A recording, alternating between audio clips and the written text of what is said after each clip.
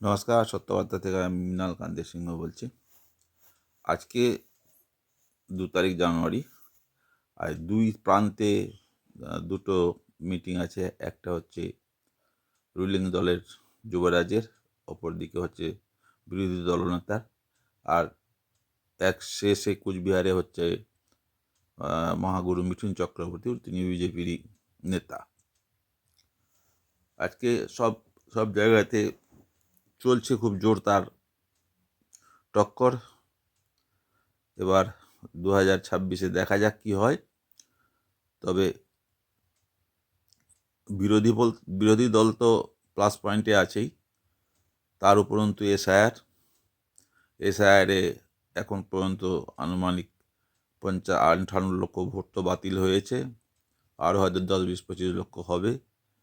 তো এই প্লাস পয়েন্টটা বিজেপি অবশ্যই পাবে, কারণ এইসব ভোট তো পোল করতো তারা, যারা রুলিং দল তারাই এই ভোটটা পোলিং করে নিত। কিন্তু এবার সেই সুযোগটা আর পাবে না। তাহলে তাদের যেটা লিড ছিল সেই লিডটা প্রায় শেষ, আর বিপদে অবশ্যই সরকার পক্ষ।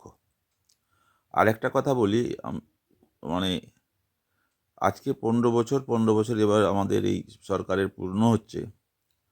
15 বছরের ওপরে সরকার যখন হচ্ছে, তখন আমাদের রাজ্যের প্রত্যেকটা মানুষের মাথা পিছু 80,000 টাকা করে ঋণ আপাতত এই দলটা আমাদের উপরে দিয়ে দিয়েছেন।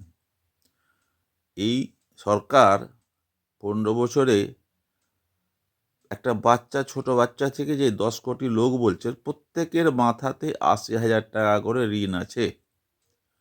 আর যদি 5 বছর থাকে তা আরও কত হাজার টাকা করে যে ঋণ দেবেন সাধারণ মানুষের উপরে, তার কোনো ঠিক থাকবে না। তাহলে মানুষকে বাঁচতে গেলে আপনি সকলের মাথাতে 80,000 টাকা ঋণ আছে এই দলের সৌজন্যে। তো এর পরবর্তী যদি 5 বছর থাকে, তাহলে ওদের দেখা যাবে 1.5 লক্ষ টাকা ঋণ প্রত্যেক মানুষের মাথাতেই আছে। আর এরা অনায়াসে আনন্দের সঙ্গে দিন কাটিয়ে যাবে, আর পরে ভোগবে কে? এই রাজ্যের সাধারণ আমজনতা। ঋণের বোঝা মাথায় নিয়ে থাকবে, কারণ এই ঋণ প্রত্যেকটা রাজ্যবাসীর ঋণ হয়ে দাঁড়াবে।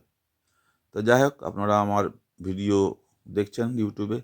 আমি ইউটিউবে 3 মিনিটের ভিডিও করি, তাই আমি বিশেষ কিছু বলতে পারি না।